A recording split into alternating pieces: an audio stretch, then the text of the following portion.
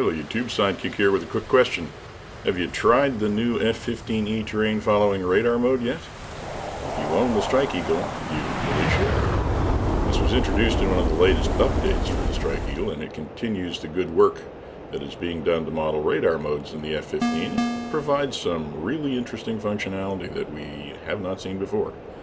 There are a few videos out there about how to use the terrain following mode in the F-15, so this isn't going to be a quick sort of how-to video.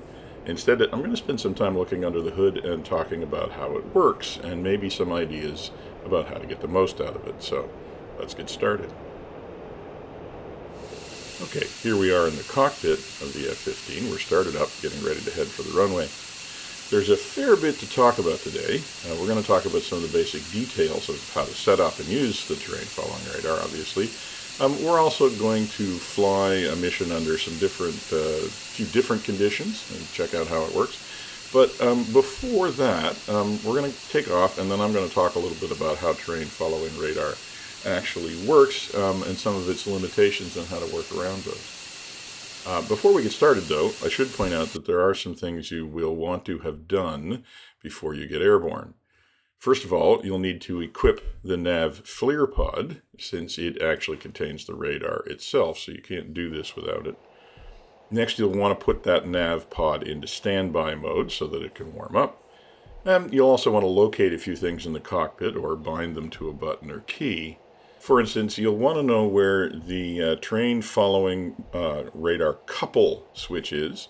This is the switch that effectively puts the system in, let's call it auto mode, where the terrain following radar system will fly the aircraft. Unless it's enabled, the terrain following mode will just give you HUD cues to follow and will not actually control the aircraft unless you get into a dangerous situation. Speaking of which, you'll want to note where to find the terrain following screen for one of the multifunction displays. If you switch to it, you won't see a display yet because the system is not yet armed, but you'll want to make sure you know where to find it.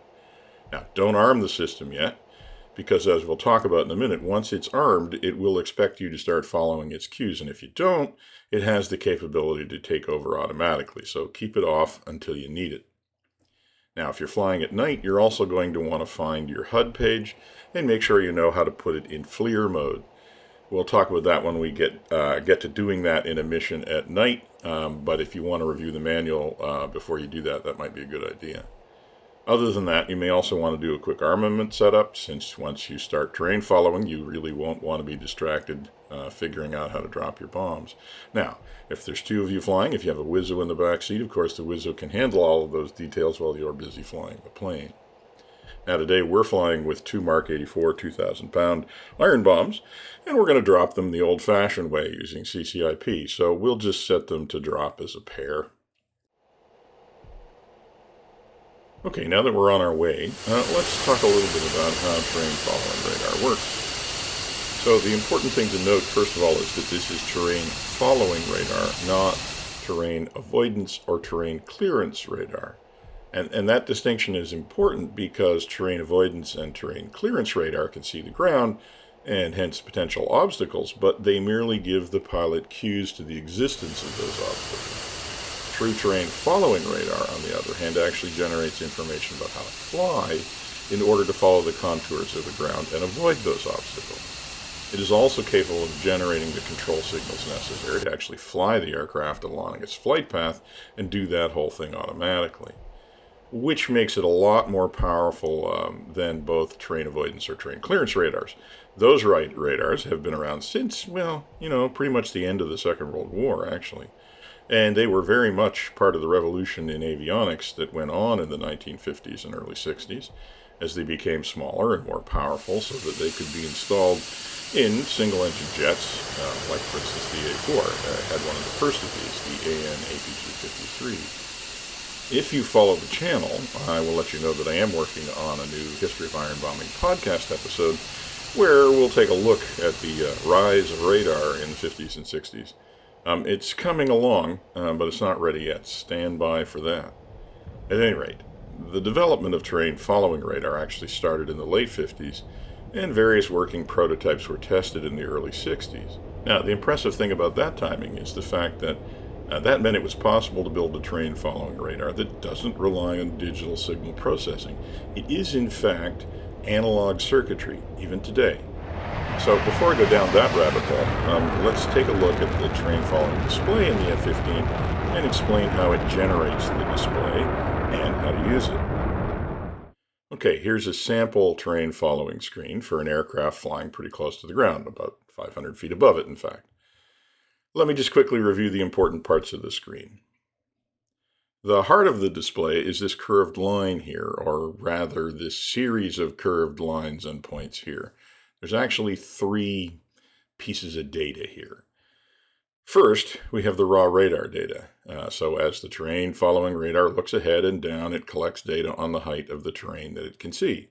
This is plotted as a function of range and antenna angle, or angle below or above the nose, as kind of seen from the side. This is known as E-scope data.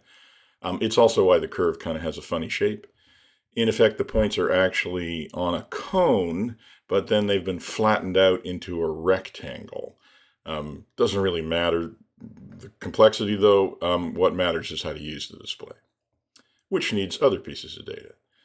The first of these is the synthetic curve, which is really a kind of line of best fit through that raw data.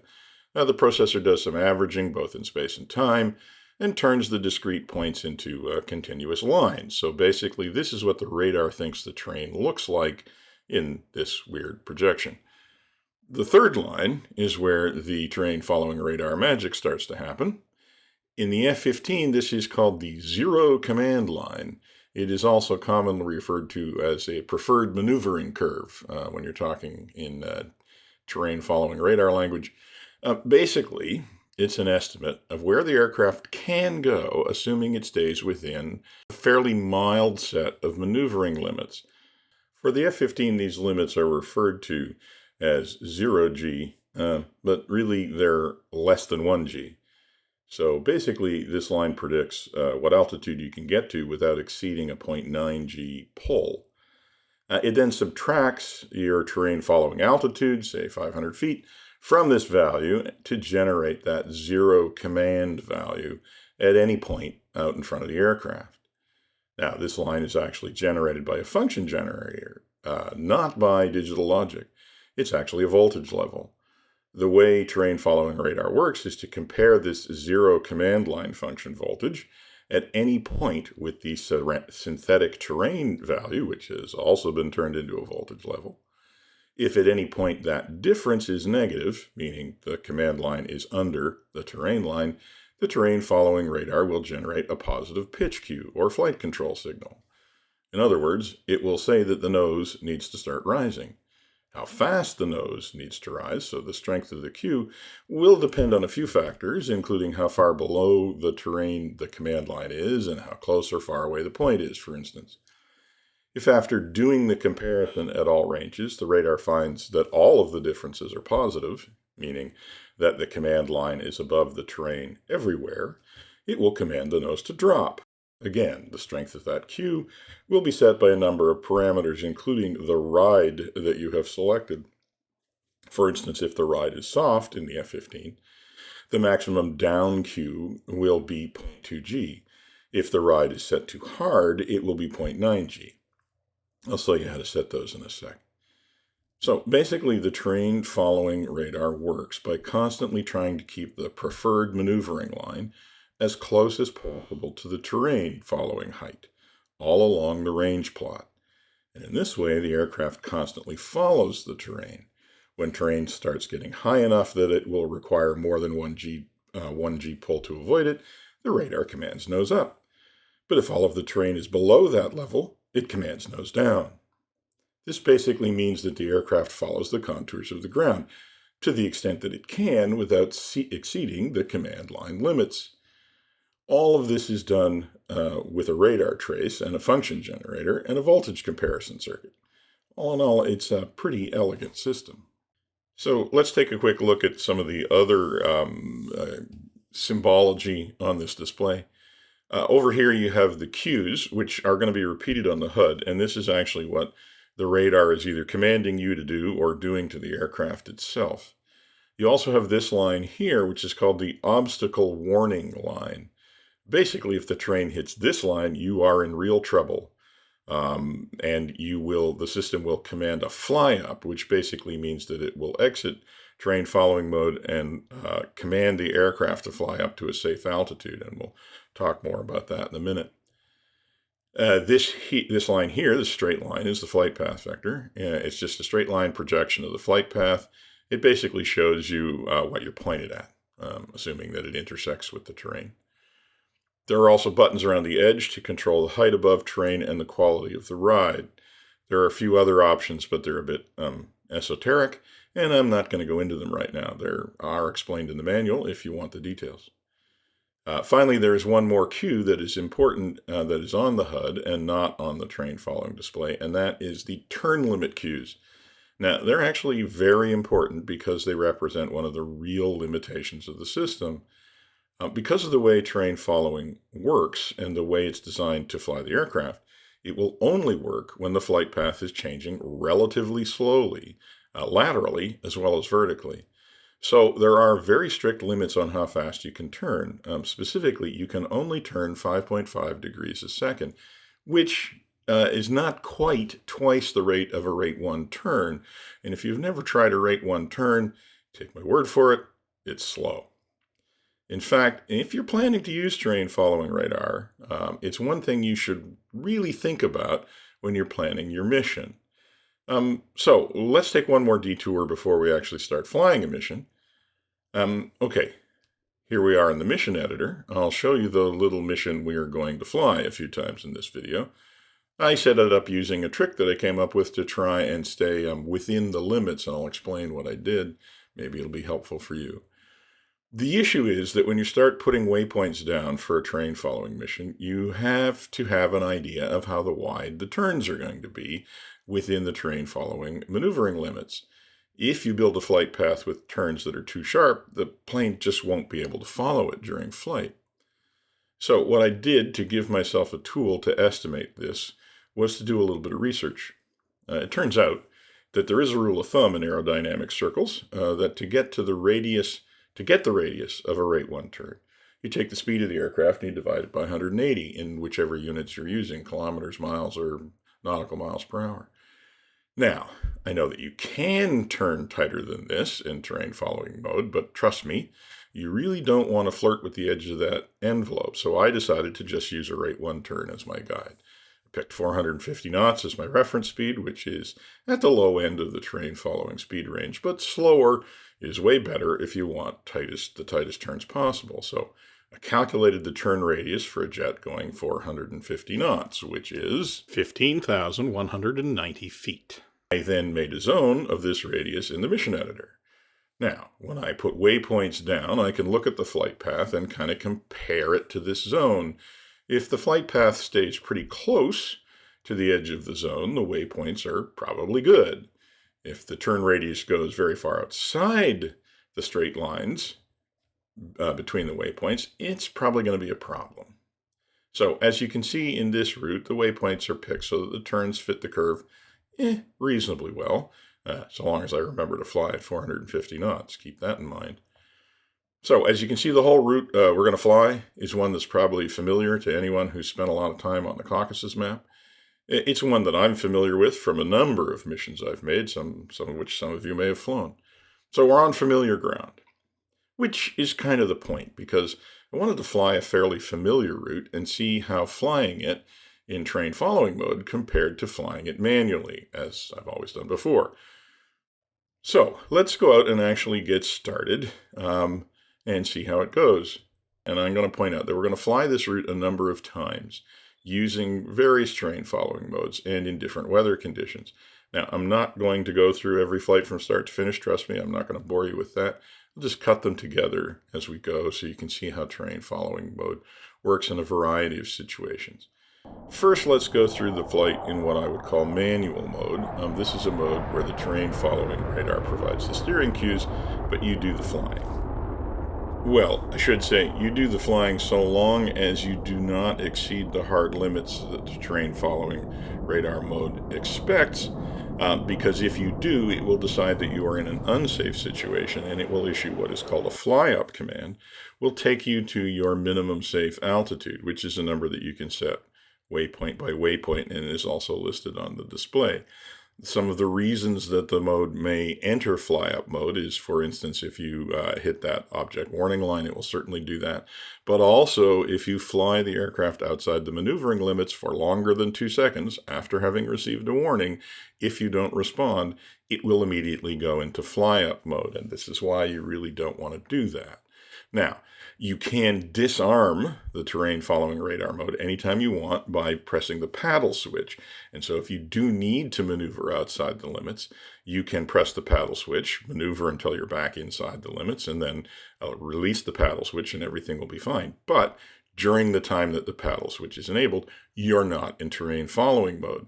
That's not so bad in daylight when you can see what you're doing. In bad weather or at night, you want to make pretty limited use of disarming the system when you're in the middle of flying at 300 feet over unknown terrain in the dark. Okay, so let's start the mission. Here we go. Just quickly, I want to say a couple of words about autopilot modes in the F-15. You're going to want to know how to access the nav autopilot mode. You do that by selecting the nav master mode, and then it becomes available when you press the autopilot key. It's important to have the autopilot nav mode available, because if you're going to fly this sort of truly automatically, you need it to be not only in terrain following mode, but also in the nav mode of the autopilot. If it's not, the terrain following will control the altitude of the aircraft, but you will have to steer the aircraft yourself. Now just click the autopilot mode off, because I'm maneuvering to the next waypoint, which I kind of think of as the initial point. I want to maneuver pretty aggressively, and the autopilot mode won't do that, so I just click it off until I get lined up, and then I'll put it back on. Okay, so we'll re-enable it here in a sec. There it is. So we're flying directly towards this initial point, descending slightly, actually maybe a little bit more than I want to, so I'll pull up a little. I just want to get to that initial point at around 1,000 feet. The idea is that at the initial point, there'll be one final adjustment where the aircraft steers towards the first inland point, the first point where we'll need the terrain following radar. That'll give me a chance to make sure that everything seems to be lined up and in limits, and I can turn on the terrain following radar and start following the cues, and at that point I'll still be high enough that there's not going to be any issues with doing that. So I'm getting the terrain following screen ready to go there. We got 25 seconds until we're at our initial point. Just do the mental checklist, make sure we're ready to go. The idea of using it this way is that I'm going to start fairly high, not in close contact with the ground, so if there's any problems with my setup, I'll be able to back out of it and fix those before we actually get into trouble. Okay, so we have a radar altimeter bar on the right. That's good. It means we're down under 1,500 feet. System has identified the next waypoint and is steering towards it. Once it rolls out and gets level, okay, there we are. I've turned on my terrain following radar, and I'm going to start following the cues, which not surprisingly are for me to dive, because it wants me to get down to 500 feet.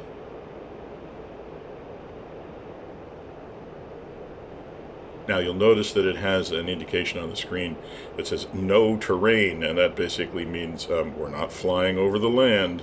It can't detect any terrain out in front of it. This would be a problem if we were flying over land, but when we're flying over water, that's an absolutely normal warning to see. So you can see that I'm trying to keep my flight path vector basically aligned with the box, which is my altitude cue or my elevation cue. And I've just noticed I still have the autopilot nav mode, so it's actually doing the steering left and right, but we're probably going to have to take that off in a second. Now, if I look at, you can see the train is finally coming on screen. The warning's still there.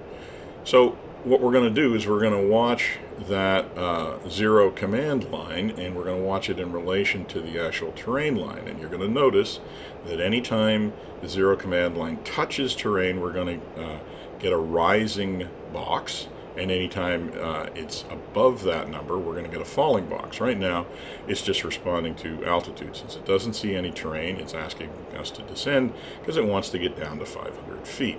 That's going to change here pretty shortly as it actually starts comparing itself to terrain. Now you can see, even though we're pointed below the terrain, the zero command line is above it because it knows that we can easily avoid that hill that's coming up. So it's not giving us an up cue until now, when the zero command line actually hits the terrain and it says, oops, we do really need to get over that. It's a fairly strong up cue because it was fairly close to us by the time it decided that. Now you can see the rest of the terrain is clearly below the zero command line, so once we're over that obstacle, it gives us a down cue, so we can actually descend over the backside of the hill until we're starting to get close to hitting the terrain again, right around there, and we're going to start getting an up cue, and the box starts to rise. So if you follow the zero command line, follow the terrain following display, you can actually anticipate what cues you're going to get. I've turned the autopilot off because maneuvering within the limits and everything else starts to get a little complicated, and it's better just to stay in manual mode if you're in terrain following. If you're using terrain following manual cues, I find it's easier to actually fly the aircraft. And I'll also point out that in a turn like this where you're also changing altitude, you can get a little complicated because, for instance, if you have to climb and you pull back on the stick, then that's going to narrow your maneuvering limits. If you push forward, it's going to widen them. And it all gets a little bit coupled and complicated at times, even when the autopilot is doing it. At any rate, we've gotten successfully through that curve. We're headed down the valley, so things are looking pretty good.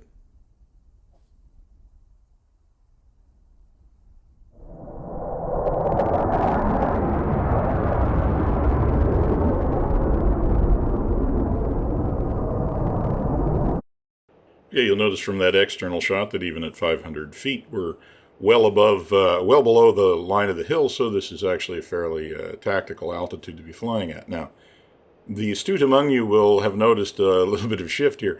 We've actually gone to a different run. This time we're actually flying in auto mode. So there's a few things about auto mode you need to understand. The first is that in order to fly in full auto mode, which we are, you need to have the nav autopilot enabled as well as having the TFR armed. You do both of those two things, the aircraft will fly both in altitude and in azimuth. If you do not have the nav auto mode enabled, then you will have to fly the aircraft, you'll have to steer the aircraft, and the terrain following radar will take care of flying the altitude cues. The other thing you will always have to do is to watch your airspeed, though, so you will always be in control of the amount of power you are giving the aircraft. The system will not do that for you. So, okay, you can see that the display is really not any different than it was. The cues are a little bit different, though. The box has been replaced by a line, because you don't have to fly it anymore, but you do want to verify that the flight path vector is tracking that horizontal line and also tracking the vertical line, which means that the system is doing a good job of flying the aircraft down the pipe, as it were. So we are hands off the stick, although our hand is still on the throttle. Again, we want to keep that somewhere around 450 knots while we're maneuvering. As we get to the end of this trace, when we start to do our pop-up, because yes, we're going to do a pop-up and deploy those bombs, then we're going to want to give it some gas. But right now, we just want to keep it within the limits where it's easy to maneuver. If we get going too fast, the turns start getting kind of wide, and that becomes a problem. And you can see that even in soft ride mode, which is what we're in, we maneuver fairly aggressively up and over all of the bumps, but it is pretty smooth. It's a pretty quiet ride, but we do manage to, pretty much follow the contours of the ground as much as is possible. So now we are coming up on our final waypoint in the series, which is just short of that nuclear power plant in this valley, and so we're going to turn off the terrain following here fairly soon, and we're actually going to perform a manual pop-up, roll in, and drop the bombs. So there, we've taken it out of coupled mode, we're back in manual mode, and now I'm actually going to turn it off entirely, and it's time to start our attack run. So go over the waypoint, up we go. Classic pop-up, we'll pop up at somewhere around 35 degrees. Get ourselves in air-to-ground mode, and then we're just going to start looking for a target in Novorossiysk Harbor, which many of you will have seen many times. So there it is over the sill. The F-15 is not the most adept at doing these kinds of manual pop-up attacks. It is a pretty heavy aircraft. It's taking me, I haven't flown it in a while, it's taking me a little while to get used to the inertia. So my roll-ins and lineups are not kind of as nice as I would like them to be, but it's also pretty easy to hit the target with that lovely HUD symbology. So we're going to use that big warehouse as our target, and we're going to pickle right in the middle of it. And now it's time to get out of town in a hurry, which is one thing that the F-15 is very good at. So we've got the throttle firewalled. We're building speed as we're losing a little bit of altitude. We've gone through Mach 1 already probably, and we're just basically going to get out of town. So that's doing a train following run in daylight, which, you know, honestly, not much of a challenge. Let's face it, any competent pilot could have flown that trace without any automated assistance at all. And train following radar, its strength is not really flying in daylight in clear weather. So let's go back to the beginning and start this process again, but this time we're going to do it in some pretty miserable weather. So let's reset.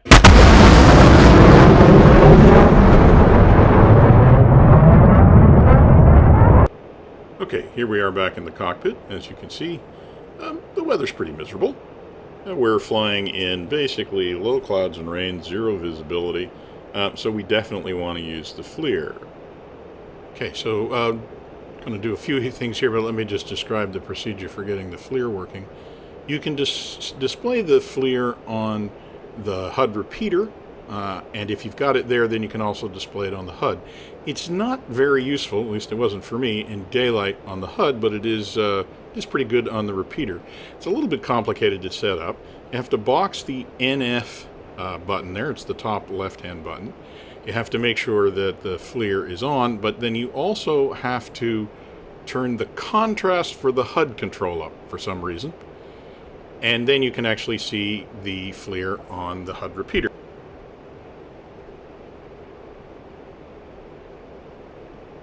Now you can see we got a little bit of visibility, a little break in the clouds. We're in autopilot mode, both nav and alt, so the aircraft is flying itself to that first waypoint turn.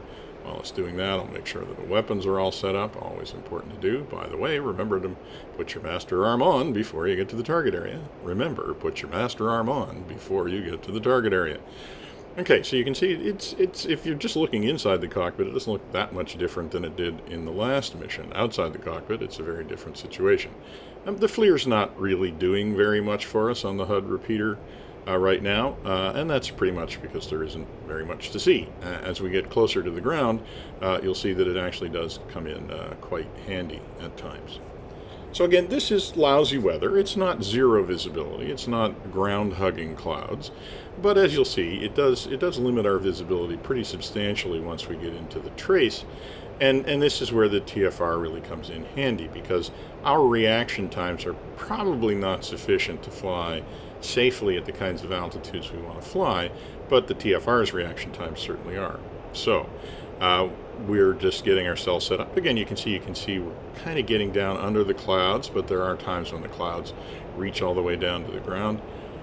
So this really just isn't a situation where you would want to trust yourself to fly at 500 feet or lower, and that's where TFR comes in. So we're doing the same thing we did last time. We're just working our way to that next waypoint, which will then, just kind of the initial point, it'll line us up on the first real terrain following point.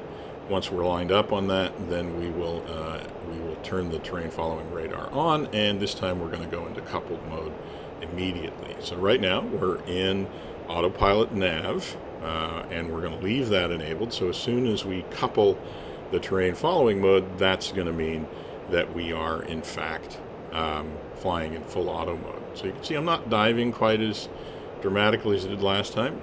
Not being able to see the ground, I'm a little bit hesitant to get down all the way below 2,000 feet in zero visibility. But once we get the terrain following radar on, I'm not going to worry about that. Well, I'm going to worry about it, but I'm going to let the system take care of it. So, checking that we're all within limits.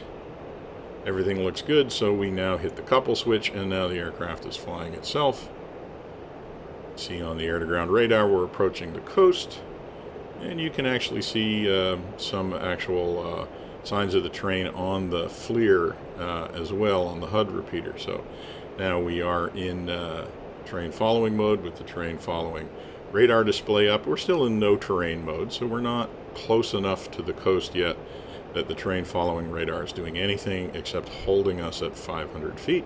You can see now, though, the FLIR is actually providing some clarity about what's ahead of us. You can see the dim outlines of what it's showing us on the actual HUD. So the FLIR basically has a field of view that is essentially synced to the HUD. It's exactly as wide as the HUD is. You'll see that when we use it at night, that's a very nice system. As I said, during the day, I can put it on the screen, but it doesn't really do anything for me. Now, I can actually adjust. Now, you see now we're down below the clouds. We can see the coast coming, but we can't really see very far beyond that initial hill. So the terrain following radar is not so much showing us the things that are directly in front of us we need to be worried about. It's giving us the ability to see farther into the distance. So again, we can fly a reasonably gentle flight path and not get ourselves into trouble that we have to get ourselves out of. And so you'll see if you follow the display, it's reacting exactly the way it did before. For instance, we go over this first hill and it gives us an up cue, and then as soon as the hill goes by, it gives us a down cue. And we can actually see a little bit farther into the distance with the FLIR than we can out the window at this point. And so this is why you would use this in heavy weather. It's not going to see through the weather perfectly, but when you combine that with the terrain following mode that essentially gives you an electronic view far ahead of the aircraft, once you learn to trust the system, you can pretty much do this safely. So here we come into the turn, that first big wide sweeping turn, and I've just realized I'm a little bit over speed, so we're going to find that the system does have a little bit of trouble staying on the path because I've gone too fast. And also this is it's a complex maneuver because it involves changing altitude, changing direction at the same time. And you can see that the system does have a little bit of trouble with that. We're just constantly going around the next waypoint instead of actually managing to get to it as the turn is so wide. But again, combination of the TFR and the FLIR, we're actually able to handle that. We're probably actually not even going to actually get straight at that waypoint. We're just going to go by it on the left, and then it's going to swap to the next one, which put us a little bit farther to the right-hand side of the valley than we wanted to be, but it's not the end of the world. But it is a good example of why, especially if you have any curves that are tight at all, you really do want to respect that 450 knot limit, assuming that's the one that you planned the flight path with. Okay, so we're past that waypoint, lining up on the next one, and we have fixed our speed problem. And as you can see, we're getting that strong up cue as we go over this little knoll. Because it's a pretty small hill, we'll probably get a down cue right on the other side of it, like that. And we'll also notice that the ceiling is coming down again. In fact, as we go over this hill, we're going to run out of visibility. So it's at this moment when suddenly we really appreciate having both the FLIR and the terrain following mode radar. This would be a pretty exciting moment if we didn't have those aids to rely on here. But we do, so things seem to be going pretty well. On the whole, I think I'd rather be inside the cockpit than outside this weather.